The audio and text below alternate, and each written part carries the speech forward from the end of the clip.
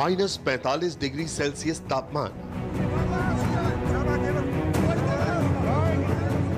25 feet मोटी बर्फ की चादर,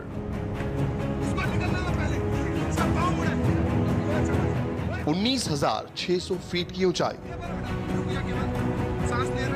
फिर भी 6 दिन तक जिंदा रहा जवान।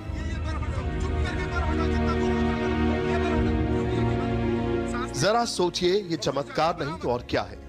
आसपास हर तरफ सिर्फ बर्फ ही बर्फ, 25 फीट ऊंची बर्फ, न सांस लेने की जगह न कोई सुराग। फिर भी देश का ये बहादुर फौजी बर्फ की इस कब्र से जिंदा बाहर निकल आया। चमत्कार की ये कहानी है लांस नायक हनुमंत थप्पा कोप्पड़ की, जो 6 दिन बाद मौत के मुंह से बाहर निकल कर आए हैं। देश के इस जांबाज की बहादुरी को हर कोई सलाम कर रहा है। हनुमंत थप्पा का फिलहाल दिल्ली के आर्मी हॉस्पिटल में इलाज चल रहा है। खुद प्रधानमंत्री नरेंद्र मोदी ने अस्पताल जाकर देश के इस बहादुर लाल से मुलाकात की। आर्मी चीफ भी हॉस्पिटल पहुंचे। सियाचिन के बर्फीली कब्र से निकलकर लांस नायक हनुमंत थप्पा दिल्ली तक कैसे आए, इसकी पूरी कहानी सिलसिलेवार बताएंगे। पहले आपको एक वीडियो दिखाते हैं। मद्रास रेजिमेंट की 19वीं बटालियन के इस जवान के ऊपर 25 फीट मोटी बर्फ जमा थी। बर्फ के इसी ढेर के नीचे हनुमंत थप्पा 6 दिन तक दबे रहे। ये सियाचिन में रेस्क्यू ऑपरेशन की तस्वीर है। एक कैंप के पास 25 फीट से ज्यादा गहरा गड्ढा किया गया है।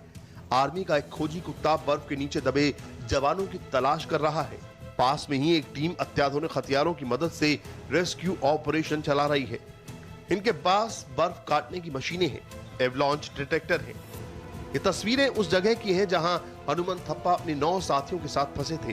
बाकी 9 लोगों को बचाया नहीं जा सका, लेकिन हनुमंत थप्पा 6 दिन बाद जिंदा लौट आए हैं।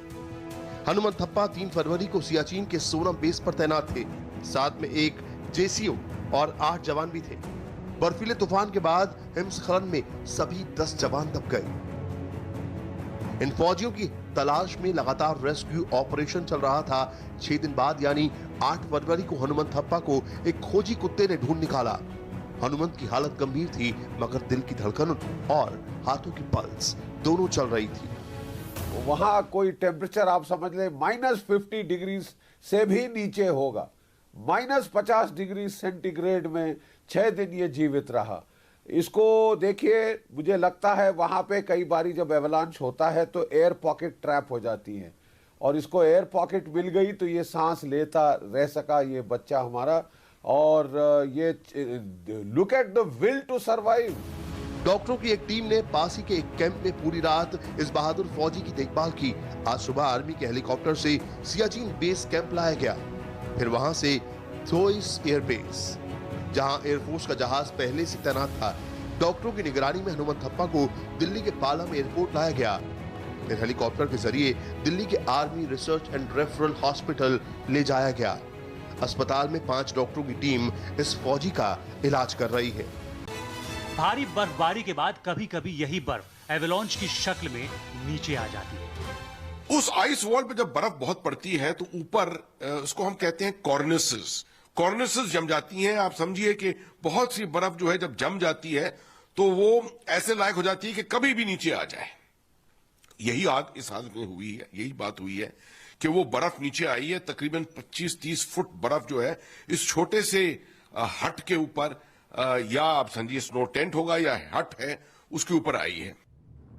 सियाचिन को दुनिया के सबसे खतरनाक जंगी जगहों में से एक माना जाता है। भारत पाकिस्तान के बीच इस जगह को लेकर 3 दशक से विवाद चल रहा है। भारतीय सैनिक 74 किलोमीटर लंबे ग्लेशियर पर अपना नियंत्रण रखने की कोशिश करते हैं। सियाचिन में 10,000 से ज्यादा जवानों की तैनाती की गई है। भारत को हर दिन करीब 7 करोड़ रुपए खर्च करने पड़ते हैं, यानी हर एक सेकंड पर करीब 18,000 रुपए खर्च होते हैं। सियाचिन में सैनिकों की एक ही कोशिश होती है, इन बर्फीली चोटियों के बीच से कोई घुसपैठिया ना आ जाए, लेकिन सैनिकों को इसकी बड़ी कीमत चुकानी पड़ती है। फौजी एक दूसरे से रस्सियां बांधकर चलते हैं ताकि कोई अगर बर्फ की दरारों में गिरे उसे बाहर खींचा जा सके। एक टोली में आमतौर पर 6 सैनिक होते हैं।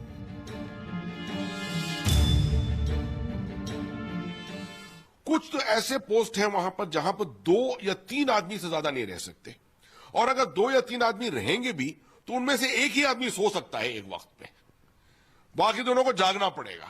अगर किसी हालत में 2 लोगों को सोना है तो एक के ऊपर एक पैर रख के सोना पड़ेगा।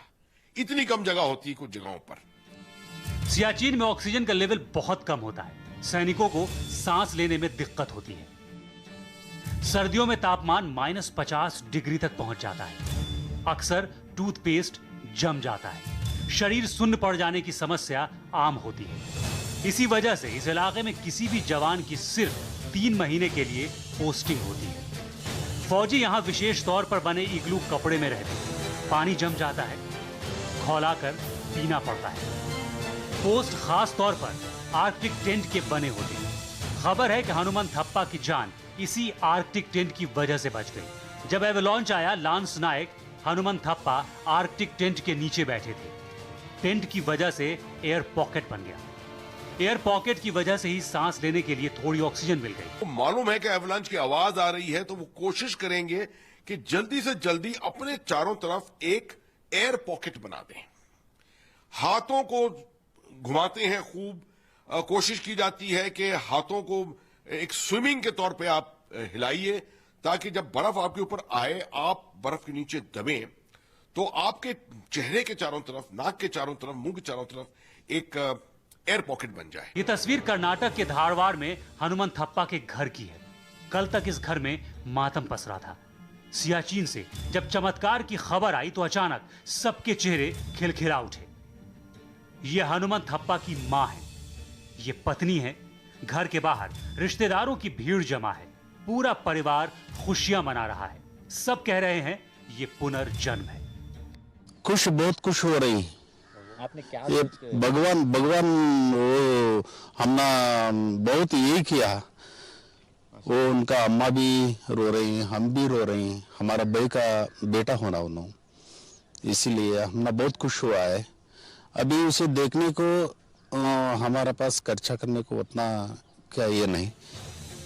लांस नायक हनुमान थप्पा के लिए देश भर में लोग दुआएं कर रहे हैं। डॉक्टर एक ही कोशिश में जुटे हैं, किसी तरह सियाचिन के इस जाबाज को बचाना है।